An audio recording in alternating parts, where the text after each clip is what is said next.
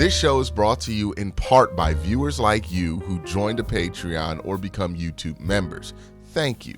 And if you could, hit the like button and subscribe if you want more Browns-focused content. So the Browns lose this game to the Minnesota Vikings. Some of this story feels very familiar. Some of it felt a lot different while watching it.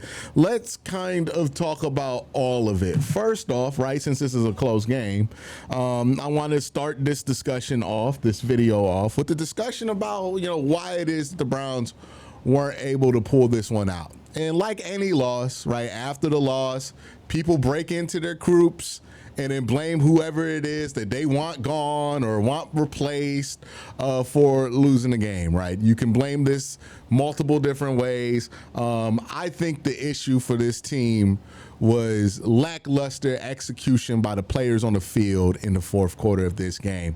Multiple mistakes that led to multiple blown opportunities. A lot of penalties in the fourth quarter from the offensive line, a lot of pressure given up from the offensive line, a lot of bad run blocking from the offensive line really kept this offense gridlocked. I don't know. I got to watch the All-22 to see if Dylan left opportunities on the table, but he wasn't very accurate in the fourth quarter of this game either. Misses an easy little dump off to David Njoku because he misses high, misses a throw to Isaiah Bond because he misses high, also doesn't force Minnesota to use their timeout in that drive. So not great execution from your quarterback, your rookie quarterback, who you expected to have some mistakes here and there, obviously, right? You're starting a rookie quarterback on the road. Well, not on the road, but in London. So there's that, right? If you look at the defensive side of the ball, you can't let Minnesota with three backup offensive linemen and a backup quarterback drive down the field on you 3 times in this game. No short fields for Minnesota. They got 21 points. It's probably the worst performance from the defense all year. That being said, they still got 2 turnovers, right? They weren't terrible in this game, and they weren't, if the offense plays better, they certainly played good enough to win this game, but could not get off the field in the fourth quarter of this game. At the end of this game, couldn't get Justin Jefferson under control, couldn't get pressure on Carson Wentz. We didn't get a big play from Miles in the fourth quarter of this game, and this has been 2 games in a row where Miles has not been a part of the conversation in the way that you want Miles to be a part of the conversation, especially a week where he's not really playing a league competition. So the defensive line, I thought, in this game overall wasn't a strong performance from them. They did force 2 fumbles, so not going to say it was terrible, right? I think that's short-sighted. But, just we know what kind of pressure this defensive line can get. We've seen them get more pressure on better on offensive lines. And for them not to really have a standout performance today, I think it's a very big letdown. And that was part of the reason you lost, because you couldn't get off the field here in the fourth quarter to maintain the lead that you had. That being said, offensively, they should have put more points up than 17. It's not acceptable, right? There were multiple opportunities to do so. They did not execute on those opportunities. And special teams, which was relatively fine this week, makes one mistake, right? You get a beautiful punt by Corey Bojorquez, a great play by McMillan to tap the ball back into bounds. The long snapper runs downfield, and he lets his foot slide into the end zone, which stops a play from being on the 1 yard line to being on the 20. I mean, that's 19 lost yards there. That's bad execution, right? It's real easy to blame coaches for a lot of the mistakes that we saw in the fourth quarter of this game. And sometimes blaming coaches is warranted, right? I blamed Bubba Ventrone for a lot of went wrong with special teams. And I think his history on the punt coverages being as bad as they are kind of like justifies that. But execution on the field is also important, and you saw the penalties in the fourth quarter stack up, right? The Browns get the ball at the 40 on a turnover, right? And then they get a penalty immediately a holding penalty or illegal procedure penalty that gets the ball knocked back 5-10 yards. Now they're behind the sticks. They can't run, or if they run, it's too obvious, right? A lot of people hoping that you can play call your way into some magic stuff here, but that just wasn't going to be the case this week, right? You're too limited of an offense to play call your way out of it. People look at Kevin O'Connell and be like, oh, well, Kevin O'Connell can call all these plays. Well, Kevin O'Connell has Braylon Addison, my bad, and Justin Jefferson to take the attention to the defense, right? The Browns don't have attention grabbers like that. This game in the fourth quarter was going to come down to who made the big plays, right? Who made the big plays to end the game. And ultimately, Minnesota, their players made the big plays to end the game. Justin Jefferson, big catch, get the ball on 30, right? Brandon Allison, great catch to score the game-winning touchdown for them. They made the big plays. What we didn't see from the Browns, we didn't see Jerry Jeudy in that fourth quarter at all. We didn't see David Njoku make a great play. We didn't see Dylan Gabriel light him up in the fourth quarter. We didn't see Myles Garrett go Super Saiyan on the defense, on the offensive line, and get the Browns the ball back by any means necessary. They made the plays to win the game. The Cleveland Browns did not. They were what do you call it when somebody's just watching? They were just watching, right? They weren't making the plays that were necessary to win this game. And in my opinion, that's why they didn't, right? We could blame this on whoever you want to blame it on. You could blame it on whoever people want to fire this week. But the truth is the players on the field had opportunities to take this game into their own hands, and they did not execute those opportunities. Most of the time they got in their own way. And that's why they lost this game. Where Minnesota, their players, they made the big plays, right? Brandon Allison, great catch there to win the game. Justin Jefferson, another great catch there to put him in position to win the game. That's the difference. We didn't get an equivalent play from Myles Garrett. We didn't get an equivalent play from our offense. We didn't get an equivalent play from special teams. The opportunities that we had to make those plays, we whiffed on them, right? Myles doesn't get a sack in that last drive.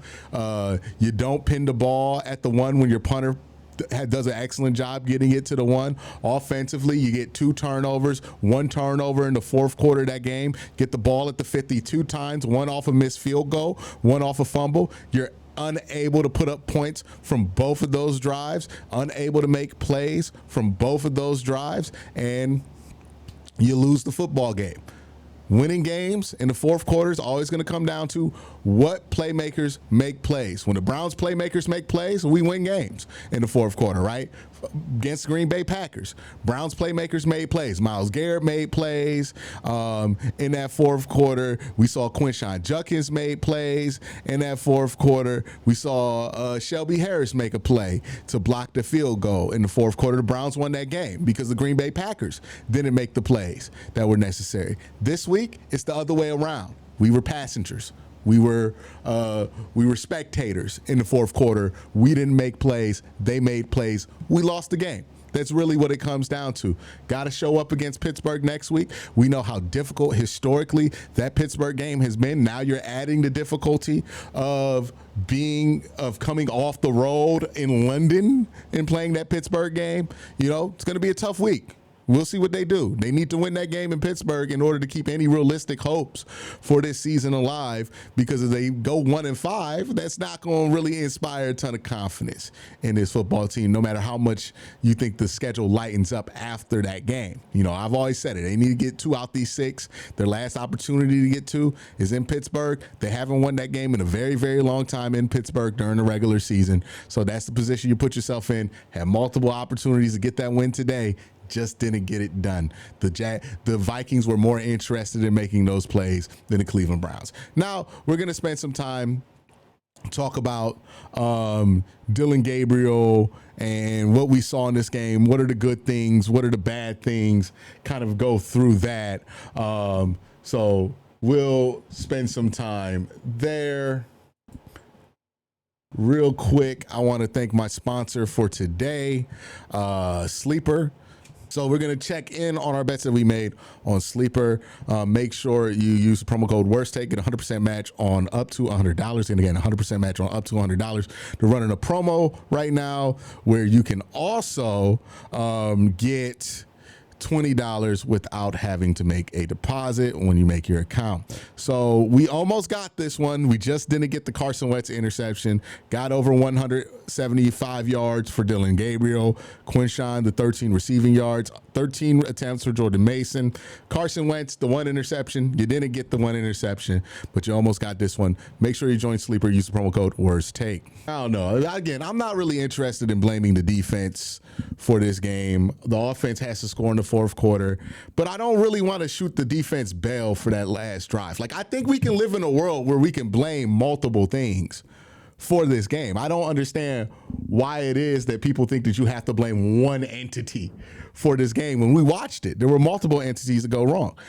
You expect the Browns defense to be able to stop the Vikings on a drive like that at the end of the game, regardless of what happens before it. You expect the Browns defense to make a play there. You expect Myles Garrett to not get blanked, no pressure, season low in pressures in a game where there's 3 backup offensive linemen. The point blank, period. There's no real, people want to shoot the defense bell or they get mad at me for saying that the defense really, they deserve their chunk of the pie here. Defense deserves it. Offense deserves it. This was a execution error. I think they just didn't, the players on the field just didn't make the plays necessary to win the game. We'll talk about some of that. Let's start with Myles, right? Because I already got started on him. Season low in pressures today. When you got 3 backup offensive linemen. And I thought overall from the defensive line, Myles' performance, his lackluster performance, kind of set the tone for the defensive line. Carson Wentz was way too comfortable in this game. If we look at Carson Wentz's numbers, let me pull them up real quick in this game. He was way, way, way too comfortable in this game. Let's pull it up here, right? Carson Wentz, Browns game. I want to see it. Yeah, Carson Wentz. So Carson Wentz, 236 yards. I believe he only got sacked twice in this game. I mean, people were thinking the Browns would get 7 sacks in this game. Only got sacked twice in this game. No, 3 times in this game. And then if we go to the box score, Carson Wentz, 25 of 34, 236 yards. Just way too comfortable, averaging 6.9 yards per attempt. His time to throw, I imagine, was pretty high in this one because he wasn't even getting the ball off quick most of the time. Just too comfortable here, right? The pressure from the defensive line, it just wasn't there. That's not how this defense is built. So, the Browns defensive line, this is one that they're going to want back, right? They play a better game, they probably win this game. Despite the fact that the offense doesn't score in the fourth quarter. And ultimately, whether it's fair or not to the defense is the side of the ball that has high expectations. The offense never had high expectations. Even before the season started, our expectations for the offense were very low. Now, can they be better than they are right now? I think absolutely they can be better than what they are right now. But the offense always had low expectations. You want the defense to be able to execute at an elite level, and there's no way of breaking it down. And if you can look me in the face and tell me this lie straight to my face, you can tell me, but did you see an elite defense today? Because that's what the Browns defense is supposed to be. Again, it's not the only reason the Browns lost, but the Browns rely on an elite defense to win games. We did not get an elite defensive performance today. I will stand on that hill. Carson Wentz, the game he had today, 21 points to a Minnesota team with a backup quarterback, 3 backup offensive linemen. It's not a bad performance. You still got 2 turnovers, but it's not elite. And we don't need decent, we need elite from the defense, right? So, defensively, I thought I was disappointed just thoroughly with the whole team, defensive line-wise. Other than Malik Collins, who showed up today, thought Malik Collins was probably their best defensive lineman today. Didn't see much from Mason today. Didn't see much from Isaiah McGuire today. Didn't see much from Alex Wright got the forced fumble, so Alex Wright was fine today. Myles Garrett, Worst game of the season for him so far, and probably going to be his worst game of the season all year. Just a bad game from Miles. Didn't really look interested in making a big play there at the end of the game. He's just not what we're used to from Myles Garrett there at all. So, now I'm disappointed with the defensive line. It's not the only thing that went wrong with this team, right? Coverage-wise, I thought that Jim Schwartz's plan to not mirror Justin Jefferson turned out to be a bad one. There was too many times where they were able to isolate Greg Newsome, get him running left to right.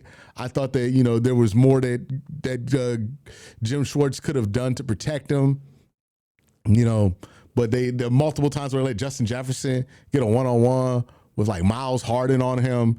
Just, you can't give Justin Jefferson these easy looks. So I don't think it was a great day from the defense. I don't think it was a great day from Jim Schwartz. If we go over to the offensive side of the ball, in the first half, when we got to the third quarter, right, we were pretty happy with what we were seeing from the offense. And I think if you look at the first 3 quarters of this game, you're pretty okay with what happened here, right? First, let's start with Dylan. I think that's the guy that people are going to want to talk about a lot.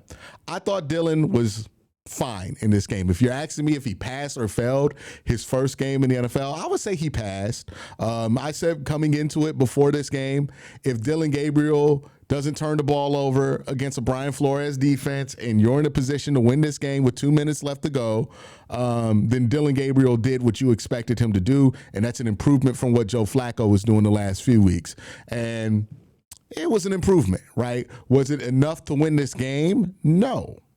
But it was an improvement in his first game. He was, 19 of 33, 190, 2 touchdowns, no turnovers. Again, I'm not going to sit here and act like he's the next big thing or he's going to be the franchise quarterback for this team. But what he did do was he didn't look overwhelmed. He looked ready for the moment. And he looked like he was capable of playing quarterback in the NFL. I didn't leave this game questioning what the hell the Browns were thinking. Because they thought he was ready, right? There have been moments here where the Browns put a quarterback in, and I'm like, I don't know how you thought that this guy would be ready to play by how he looks, right? Deshaun Watson, Dorian Thompson-Robinson.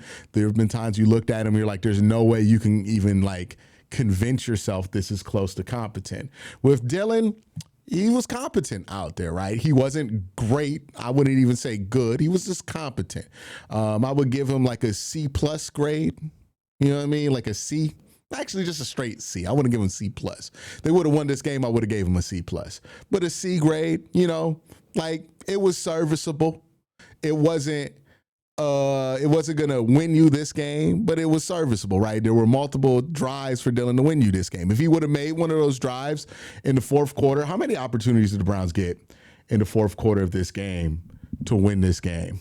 Okay, so they got one at the top of the fourth, another one. They went 5 plays. So realistically, he had 4 chances to win this game. He didn't really do anything on all of those chances, and he got more inaccurate in the fourth quarter. So he's not going to win you this game, and he wasn't going to win you this game. He didn't win you this game. If he would have done that, then I would have gotten excited, or I would be more willing to give him a B. But C grade's about what I'm gonna give him. He didn't turn the ball over. I don't think he's egregiously the reason they lost this game. I just think he's a part of why they lost this game.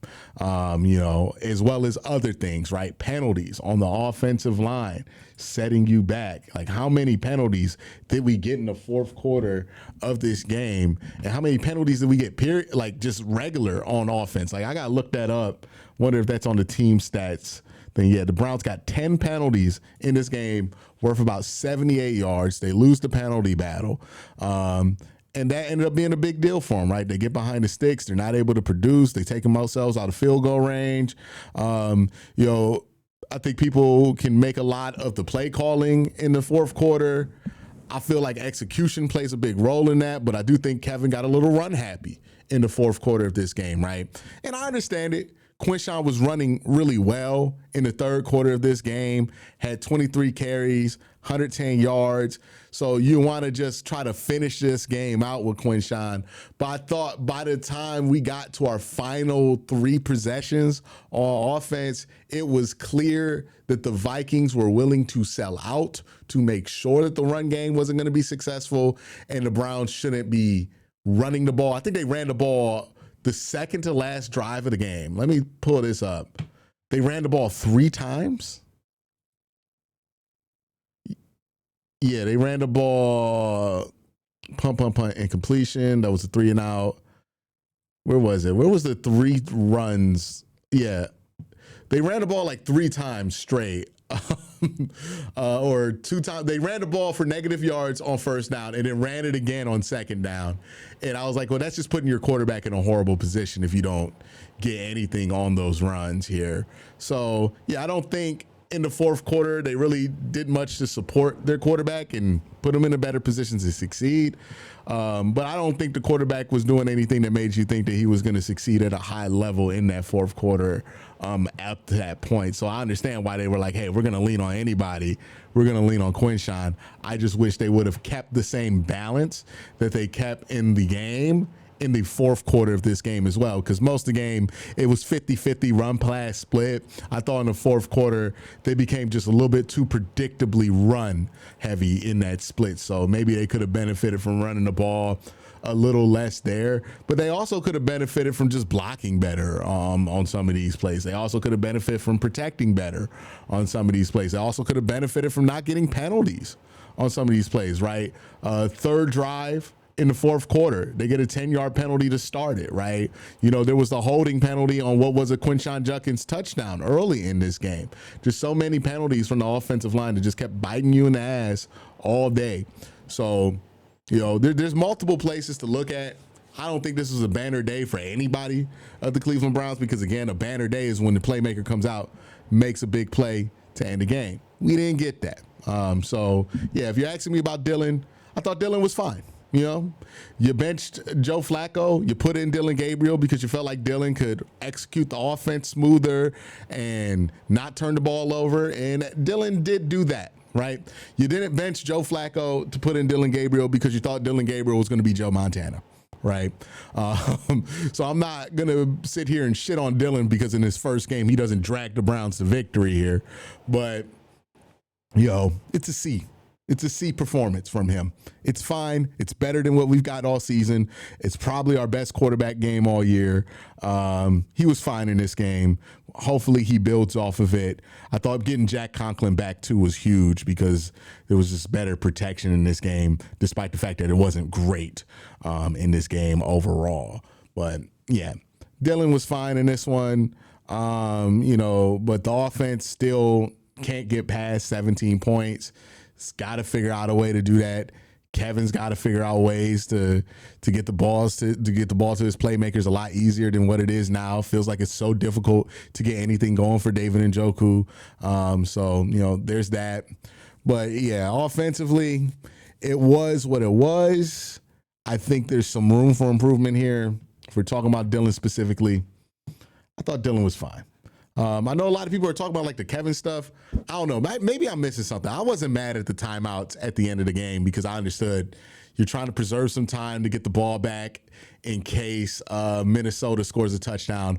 But the defense didn't get the third down that they were leaning on, right? Like you called it 2 timeouts on first and second down because you're thinking you're going to get a timeout here where you're going to get a stop here on third down.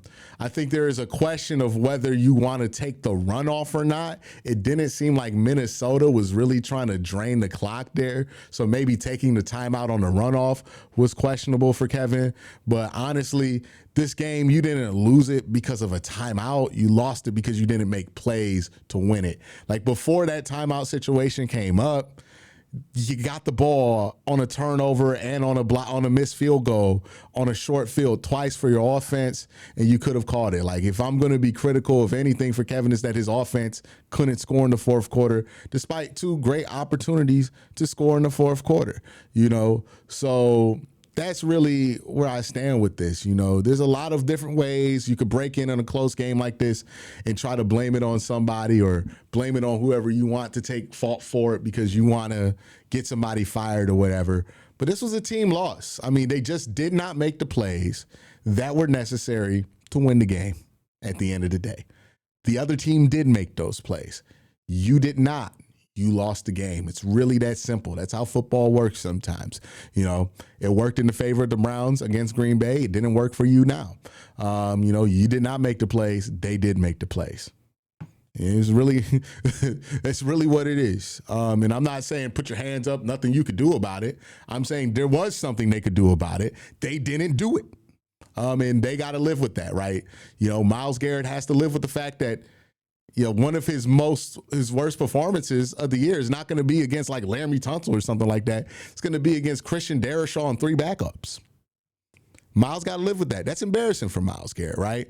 Jerry Jeudy's got to live with the fact that he's just looked bad to start the season. David Njoku's got to live with the fact that he's not helping his rookie quarterback enough. Dylan Gabriel's got to live with the fact that he did not make enough plays, that he was throwing the ball high at the end of this game.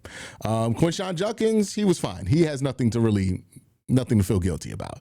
But, you know, offensive line has to deal with it. They're not setting their team up for success, and they're getting too many penalties here, right? Defensive line of the Browns, let the team down today, right? Multiple things why you didn't win this game when you really should have. So, you know, I'm not going to sit here, make this about one person or the other. I think the whole team is the reason they lost today. And they didn't make the plays at the end of the game. It's really it. The thing for the Browns now is that they got to look forward, right? You know, they got to get this win versus Pittsburgh in Pittsburgh, which, again, they have not done in a very long time. If they can get that win against Pittsburgh, then they will be in a much, much, much, much, much different place for the rest of the season than they will if they don't get that game, right? 1-5 and 2-4